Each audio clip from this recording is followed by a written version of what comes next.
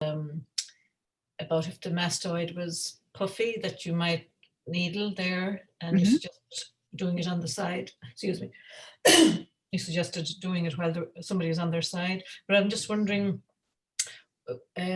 what direction do you needle? Like, do you go kind of? Towards the mastoid. So it will generally be upwards, but it might be like if I'm coming from the back, it'll be up and towards the front. If I'm coming from the front, it'll be up and towards the back. But it's you're going from underneath the mastoid. So the mastoid is a round bone, right? Yeah. So you're going through the roundness of it. So if you're totally at the bottom, you're going straight up. But if you're somewhat on the side, you're going up and either Sure. towards the front. But you're going from underneath it into the puffiness and up towards the mastoid itself. And you'd use like 3 or 4 maybe needles that way. And you can get, depending on exactly where you are and how puffy it is, you can get anywhere between 1/4 to 1/2 inch worth of the needle through. It's not just needle, and you actually do want to like go through the puffy, break down the puffy. So it's not just at skin level. You do want to get a little bit further. Okay. Is that Yeah, answering? that's good. Yeah. And you mentioned another one then, behind gallbladder 21. Um, Right. Yeah. is that like a sun behind, or how far, how Okay. many feet behind? Maybe a little less than its own. I mean, the problem with gallbladder 21 is it depends on how you might actually define it as gallbladder 21. If you define gallbladder 21 being exactly at the top, the topmost point, then it's behind. Some people define gallbladder 21 as being at the highest point of the trapezius, Mm. that band of the trapezius that goes, in which case you need to go behind. But if you're really defining it as between, I think it's the chromium or whatever it is, and do 14, then it actually probably comes up slightly behind that highest point. Then it would be considered gallbladder 21, in my opinion. So I wouldn't worry, whatever releases the jaw. That's a jaw point, not an ear point. And that releases the stomach 5. Yes, yeah. Yeah. But you wouldn't needle necessarily stomach 5. I wouldn't. If somebody has TMJ or something, because the person that you talked about had ear problems, the bubbling sensation, if I recall, Yeah. and TMJ, and I would not needle into this area. What I would do in this area, I would put diode rings on. That would be what I would prefer to do, Okay. is to put diode rings on, as Yeah. opposed to needle. Great. Yeah. Just wanted to clarify those few points. Anything else? Um, you probably have covered it, Abby, but I was maybe it was the week before last, just on Shen disturbance issues generally. Hmm. I think we were talking about anorexia that day. Right, yeah. Digestive issues that are Yeah, related to, yeah. and I'm just wondering, would you consider, somebody that has very disturbed dreams? Would you consider that same sort of scenario as regards what you might check and that? No, well, okay, so the big difference was that we were talking about digestive disorders that have an emotional Shen component, like anorexia, bulimia, those kinds of things. So those are the ones that tend to show on stomach 9 because of the primitive reflex. That it's been channeled. The Shen disturbance is tied in with. Well, now you can say that sleeping is a primitive reflex. Granted, that it's an option. Okay, that might be an interesting thing to check. But so if they're having disturbed dreams, I would treat it more. I would, in my thinking, at least. It depends on what the body shows. I would start with: are they more like quote unquote regular anxiety, depression, as opposed to like the digestive stuff style? Nervous system affecting the digestion. So I would look at REN 17, REN 15, REN 9. Now, DO 24 is still a good point to consider because it is, it's the courtyard of the Shen. So, but it is a more more particular to digestive issues with Shen than to Shen in general. And I'm sure there are people who will disagree with me, but just through the point name, so it's not like, it's not like impossible to accept that. Um, but so again, depending on what are the disturbing dreams, what is, like, so for example, if there's fear in it, if fear is a predominant factor, then, would I want to look at, say, gallbladder 17, which is Jiangying, which, implies fear. There's many, there's lots more that one can do with it, but I would start with, without having a story behind it, because I would start looking at it, let's consider it a sleep problem. And then then if at some point you're saying, I'm not considering it a sleep problem, okay, I am going to consider it as a psychospiritual issue. Okay, meaning not a not to separate the body and the mind, but there are situations where the body is going to reflect a lot less. That the and then you have to say to yourself, this is really much more psychological issue. I'm using a body therapeutic to address it, which is a good thing on the one hand, but could conceivably be more limited. And then I also may want to change my approach. And then maybe chasing the body and trying to get all the answers from the body may not be the best modality. And then maybe, so like I said, often I would apply some of Jeffrey's concepts of protocols. And I'm applying them by saying this person fits the category, the idea, and I'm just checking the body to see if to put an extra check on myself, to just ask, to give myself another way of confirming, yeah, I'm not just making this shit up. Okay, because it's easy to judge someone else and say, you are blah blah blah. This way at least, okay, you are blah blah blah, that's my judgment, but your REN 15 goes away. That's your body's judgment. So that gives me a little bit more confidence about what I'm doing, but I'm not taking as many cues out of the body. I'm just confirming from the body. So there's, it sometimes becomes a different way of working. If it becomes, if the dreams become all about, I don't know, there's this problem with my mother that I never resolved, or there is this issue, this fear from my childhood that I never resolved, that's going to be fairly hard to find in the body. Sometimes it does, but not always. Like we can't, the body and the mind are one on the one hand. On the other hand, they're also, it's not that they're separate, but it's just like, your arm is connected to your chest, okay? Will every arm problem show on the pectoralis? No. So the disturbed dreams, whatever they might be, we haven't gotten into that, may have something that shows very clearly in the body and can be they can still be addressed by the body, but they may not show anything in the body that's helpful in terms of the dreams. And then there's always the option of doing, what a lot of people do. I'm going to, sort of quote unquote make fun of it, is you do the large intestine 4, liver 3, whatever that equivalent is for you. In other words, you just balance things in whatever, and you just hope that the mind gets balanced also, because you're not sure how to direct the treatment towards the dreams. That is another option. That happens often enough. We can't always direct the treatment towards the so-called problem. Sometimes you just treat the person and hope that things vent out in the right way and get balanced. But, so that's of course very, it's extremely vague, because, disturbed dreams is a relatively vague description of a person. So, Yeah. so I'm not sure if that was, But I but think fear is definitely a component in the dreams.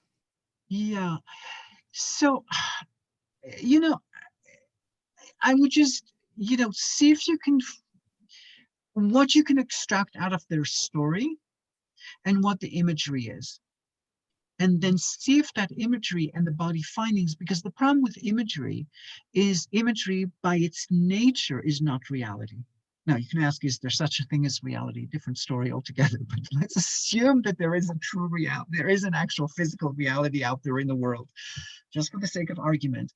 And that we're generally, as acupuncturists, trying to work with a physical reality or through a physical reality. Then the moment I'm allowing my imagery to take over, I need to somehow base it back into reality, because my tool, now it would be different if I'm I don't know, a Reiki practitioner, I don't know, whatever, something, if I'm not doing what I'm doing is very physical. I'm trying to make a change in someone's psyche through physical means. So I have to somehow find a physical basis for what I'm doing. If I don't know, I'm a channeler, I'm a psychic, I'm a blah, blah, I mean, what, there's tons of other professions or other modalities that have nothing to do with the body. They can work with their imagination and take it and run with it because they're not bound to having to do it through the body. And I mean, I don't know if it's happened to me quite a few times in my career that I would get patients come because their psychic told them that that I should work on their gallbladder or something, like that. I mean, so sometimes, like people who are working in a not in a non-physical form will have ideas about the physical, but that they will correlate it, but they don't know what to do with it because that's not their modality.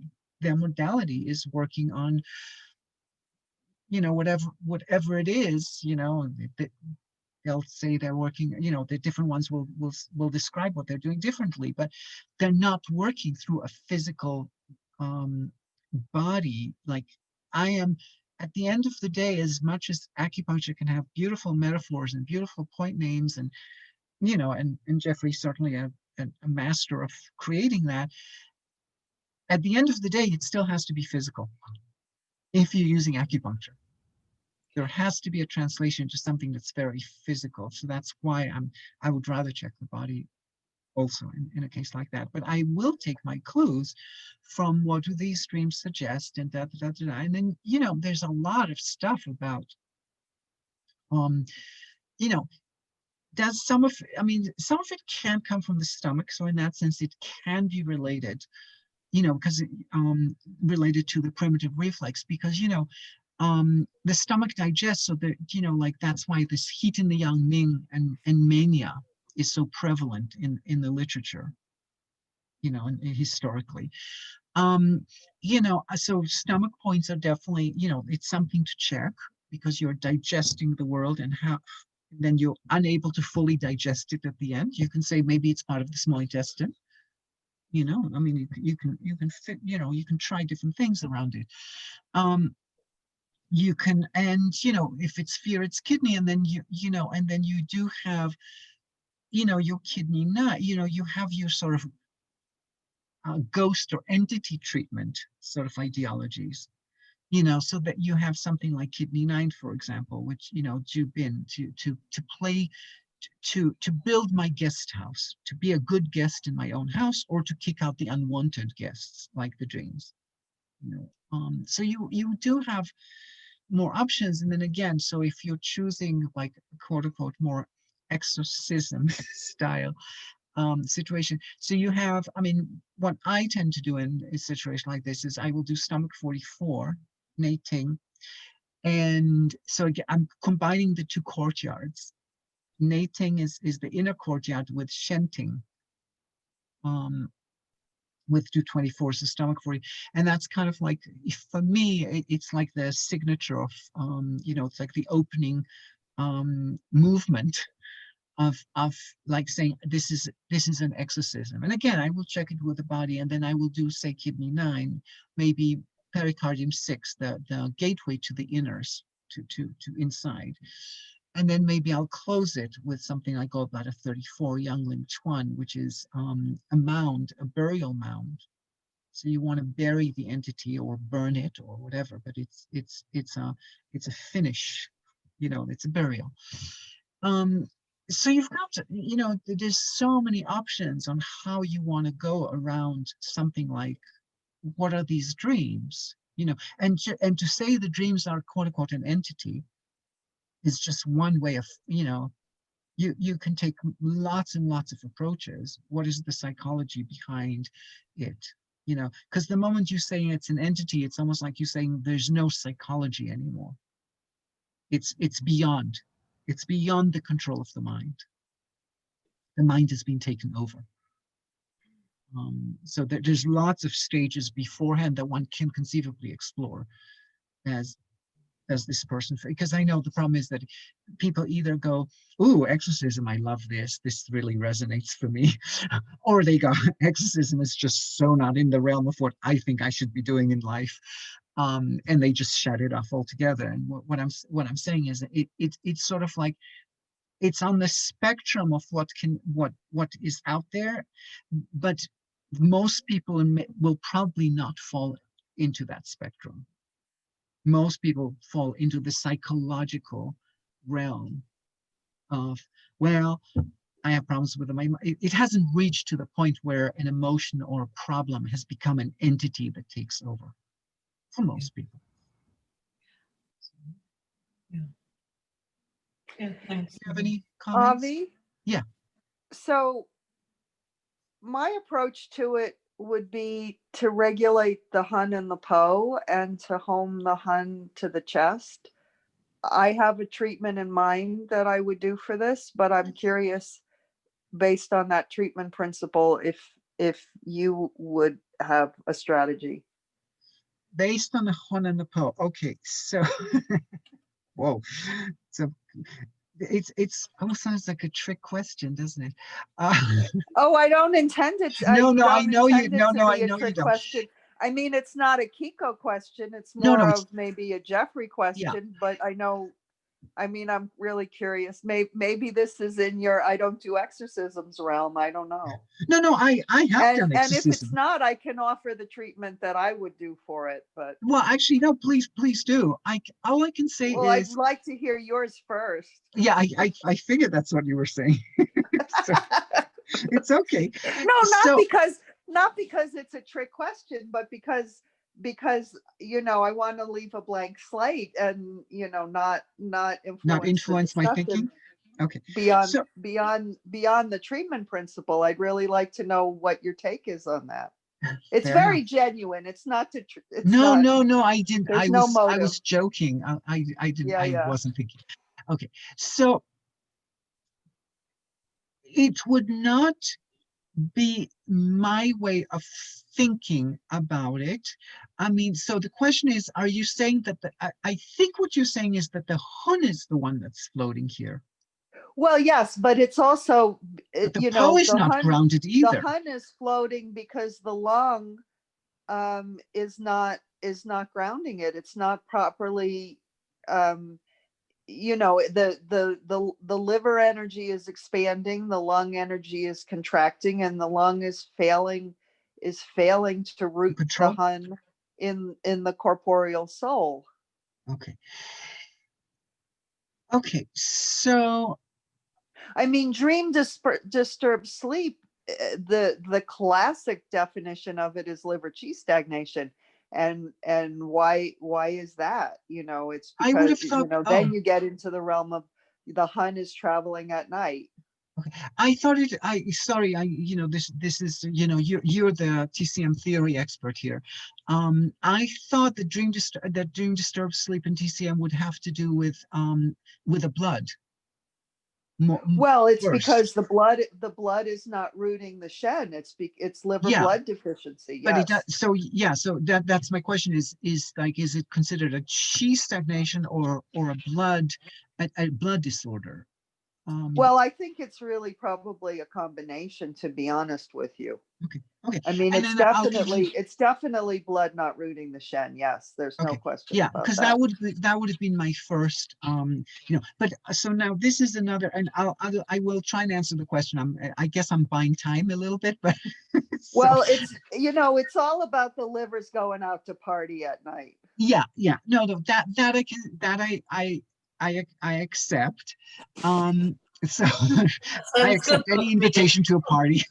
So, no, but hold on, there was I just lost my train of thought there. Um, oh well, okay, I lost something altogether. Okay, so oh yeah, I just wanted to bring up another idea that there is another way of looking at some of this, in terms of chi and blood, not necessarily in terms of dreams, but actually that chi, that blood is substance and chi is ethereal. So chi is actually an emotion. Emotions have a movement to them. They contract, they expand, they go up, they go down. A movement is an emotion is a movement, emotion kind of thing. So in some ways you can say emotions are actually not so blood related, and blood are things that are substance, like fibroids, like so there's so sometimes you can actually look for the chi. Now emotional issues often will be considered chi issues rather than blood issues. So that's just kind of like, and I know that kind of blows people's concepts, kind of like, what? That does not match what I would have assumed. But just to suggest that there is another way, there is that way to look at it. But back to the hun and the po. So if you are, if that is the problem for me in that description with the liver going out to a party, is that it probably is not likely to show physically on the liver. Okay. It's just from experience, it tends not to show. It may show as a tight diaphragm, meaning it will show both sides, but it's not likely to show as clear liver. But if, and since the hun and the po are not the language that I tend to automatically use, here's, if I'm looking at this, what I would look at is, so since I want the lung to control the liver, because that is the control cycle, then I would look at lung 8 for two reasons. One is the name is, it's like the channels and the ditches. So it has the ability of opening all the blood, more of the blood vessels. That's why it's an oxygenation point, for example. And allow the blood to soak more, so opening up the blood, but it's also, it's the metal point. Sorry. Yeah, it is the metal point on the lung channel. I had to think about it twice. Well, actually, no, that doesn't make sense, because I guess I would have looked for the wood, which would have been lung, It is the the last metal one. point, Abby. Sorry? It is the metal point. Yeah, no, I know it's the metal point. And I was actually thinking, but I'm looking for the point that would relate to liver. So the question is, it actually isn't. It wasn't the right metaphor, because the right metaphor, I think, would have been the wood point on the metal channel, which would be lung 11. So that's why. So I guess that will be the Sun Simyao solution of bleeding lung 11. But I was actually thinking of lung, without the too much analysis, I was thinking of lung 8. And then if I'm looking at hun and po, then the easiest thing for me to do is to go to hunmen, which is outside bladder 18. And I would have to figure out what it's po, if yeah, I think it's a hu, it's a door. So one is a gate and one is a door. I think that's what they're called. But there is a po and a hun on the back, on the outside of the bladder. One is outside the lung shoe and one is outside the liver shoe. And I would still anchor it with bladder 52 towards the spine. So But what I would probably, if I were going to take that idea and sort of test it out, I would take bladder 42 needled outside towards the scapula, bladder, I think it's 47, needle downwards, and bladder 52 towards the spine. That would be kind of, I think, what I might look at. And maybe I would look at maybe even bladder 36, Cheng Fu. I would look for a point that has the name Cheng in it to support in it. So you have a number of them on the bladder channel. You have bladder 6, which is supporting the light. And then you have bladder 36. And then I believe there's 2 more somewhere in, below 57, or at least 1 more below 57. So that would be my way to try and interpret the Hun and the Po. Did that make any sense, Camille? Super. Yes. Thank you. I appreciate that perspective. Okay, so what's the real protocol? Well, there is no real. I mean, I'm kidding. I am not the arbiter of what is real. But I agree with you that I would use the outer bladder line. But that would probably be my second choice treatment. My first choice treatment would actually be to use mu points, not shoe points.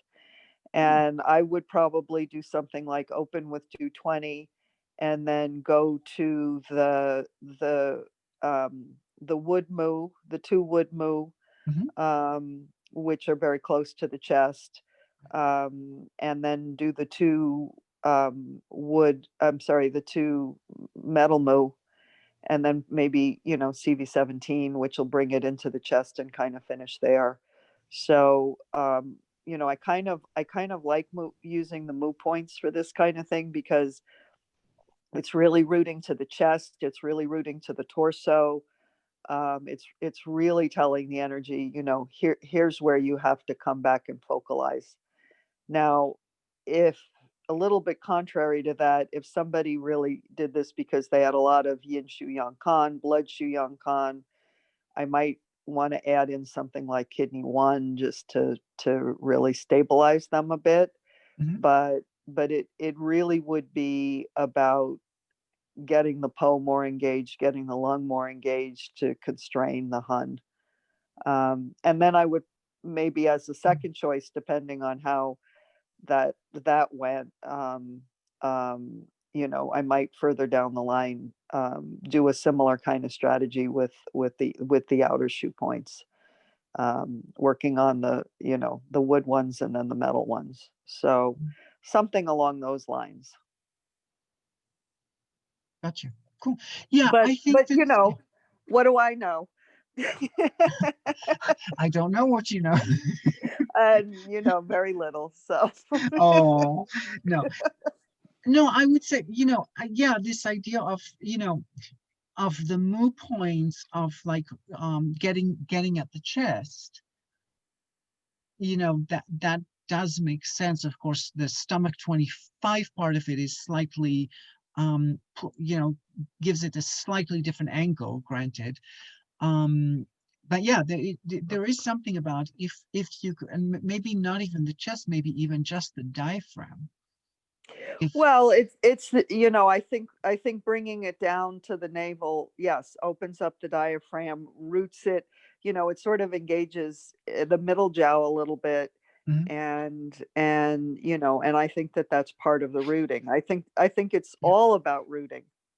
And especially if part of the blood shoe comes more from, like a spleen deficiency kind of blood shoe, it does help bring the digestive factor of which you spoke in a little bit. So yeah.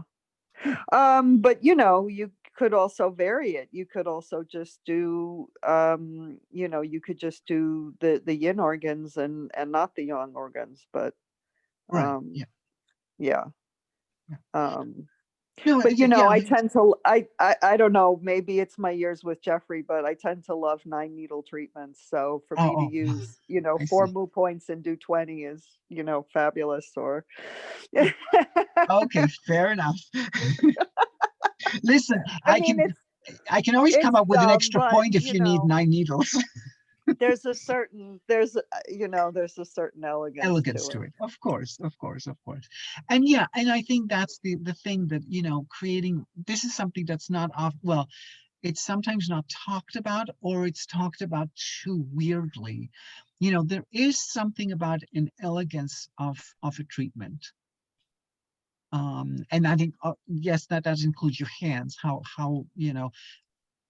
how we needle also, but just a certain amount of aesthetics about, you want to be able to look at needles and not go, after you're done, and not go, wow, this looks so ugly. Why is this needle in this direction? You want to have a sense of, a little bit of if it's too Picasso-like, it's not, it's too jagged. Something a little more smooth, is sometimes very nice. So, Well, and it's very on Kiko because you're not testing for anything. You know, you're just going on a theoretical standpoint. But but you can test all of, but my point is you can test all of that. So, you can have this idea of this treatment, and then you can palpate the abdomen or palpate the neck, actually in this case might be even better, and say, okay, so they have something in their SCM or in the cervicals or in whatever. mm, And what are these? When I press on one of these points, they don't all have to affect it, because I want that combination. But is this affecting the body? well, Or and that's a not? point well taken, and I really like That's all. that. And I don't tend to merge Yeah, that. no, I understand. And because I'm saying that it is possible to do that. It doesn't have to be one or the other. Okay, this patient came with a clearly defined Jeffrey style disease. I will only, it's like I'm willing to, I'm a bit more of a slut. I'm willing to take everything from anywhere and then combine. And like I said, it's just easier for me to give me confirmation using the body. That's all. I'm not married to everything must come, because the truth is you also using, I mean, if you're good with pulses, for example, you might be taking the pulse, and then as you're putting the needles in and you're going, okay, here's what happened to your pulse. I don't have that kind of confidence, to be Well, able and the to do that. problem is that once you've started, you know, it's hard. It's harder to Anything back out goes. and say and take out the needles and then say no, change my mind. You know. Well, that's why I prefer to press on a point and check what you can. And you can do that with pulse also. It's just that it requires very, very good capacity. And I think that my understanding is that Jeffrey promotes taking the pulse not so much in order to take the needles out, but in order to say, okay, this is where it's moving to, this is what this treatment is moving them towards. Might be Yes. positive or negative, and that will dictate what I'm going to do next time. Or what I'm going Right. to suggest Right. to them, say with diet, because I have moved your problem from here to here. So this is the next point of attack, or the next point of encouragement, or the next point of absorption, or whatever. See, and that's another thing that to be very honest, well, not very honest, but just honest. I in some ways, there is a reason why I'm not a TCM style practitioner, which is I am very skeptical, and I'm not good at predictions. I'm skeptical of trying to predict. So, and so much of Chinese medicine is about these pathways, whether it's the 6 levels, or, trying to sort of figure out where disease is coming from and where it's going to. And I guess I'm more of a, this is what is, and I can see that it has certain roots, and I want to undo those roots. But I've never been comfortable with this idea that there's a clear prescribed pathway. These are the 6 stages, these are 4 stages. This is, and there's many ways to do this, obviously, but Chinese medicine is very, very, very big on that. And, which I understand that at least in theory, that should make it a superior medicine. You know, if I can tell you where the disease is going to, and I can be a good, I don't know, football, rugby, whatever player, and prevent it from the ball from going there, then I'm the greatest physician ever. You know, but that's quite a tall order, for, yeah, from my capacity at least. So I'm more interested in the route than where it's going. I guess I'm just don't have the confidence of saying it's going to go there. I'm always going to doubt that if I try to suggest that. So that's partially why I have a different way of, you know, I will take things from Jeffrey, but it never feels complete, because I'm never taking that stage of like, okay, and now the chi has gone to the blah blah level, and it's going to be, you know, I've moved it from, you know, from the Jing level to the you know, to the Ying level, and I'm expecting such and such to happen. I don't have quite that capacity in it. So Well, it's not as precise, but oh, when it works, it's magical. yeah, no, absolutely, no, I agree with you, and I Yeah. think that, So and it's a trade-off. yeah, and I would also say, part of the magic with Jeffrey's work, and I can't 100% say this in confidence because I'm not with other practitioners in their treatment rooms. But this is my guess is, judging from what happens, what I'm doing, when you're deciding to apply some of Jeffrey's ideas, which are almost always very, you know, fairly rooted in psycho-spiritual ideas, you're turning into a slightly different person. Your concentration is different. You know, you become a slightly different person, and that affects the patient also. So I think part of the magic is the hat that I've opted to put on when I'm doing those kinds of treatments. I have become a different kind of person, you know, that has a different solidity and a different capacity to influence the other person. Does that make sense? Well, yes, I feel like a different person just having had this conversation. Yeah. And it, you know, it's funny. In some ways, it's been very nice to let go of my practice during COVID, but this conversation makes me miss it, you know. And the thing is that you can't do these kinds of treatments with all your patients. You know, it's really just a select group. Fortunately, we tend to have a higher percentage of those kinds of people in California. So, you know, but it makes me long for my practice, you know, and I haven't Soon. said that much in the last, you know, 11 months. So, Yeah. Yeah. Well, it will come back, hopefully. You also need to be like the commitment from the patient to come, you know, if you have like a strategy like that that's going to work towards a particular outcome, you have to, you know, be sure that they're going to come back as well. well, you know, and some patients you can discuss what you're doing, and some, you know, you just do that. You can edit what you say to them. Yeah. You know, I'm not going to say to my Silicon Valley engineers that I'm, you know, integrating their Hun and their Po. I tell them that, you know, I'm a bioelectrician, and I'm fixing the electrical shorts in their body. That's what I tell them. And the hood is your memory, and the Po is your external drive, something like Yeah, that. right. You know, I mean, you edit what you say, but you know, then you know, I mean, then you have the patients who come in, and you know, it's like, oh, I'm you know, a Zen priest, and you know, Yeah. and you know that these kinds of treatments, you know, I mean, it's a tremendous sharing with people like that. So Yeah. so being in California has been certainly a positive. Yeah. Yeah. Yeah. All right. Anything else? No, I don't think so, Heavy. Not from. All right. No problem.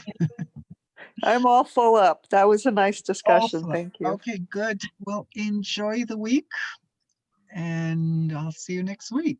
Yes, have a good week, both of you. Thank you Thank so you, much. Andy. Thank you, Camille. Thanks. Bye.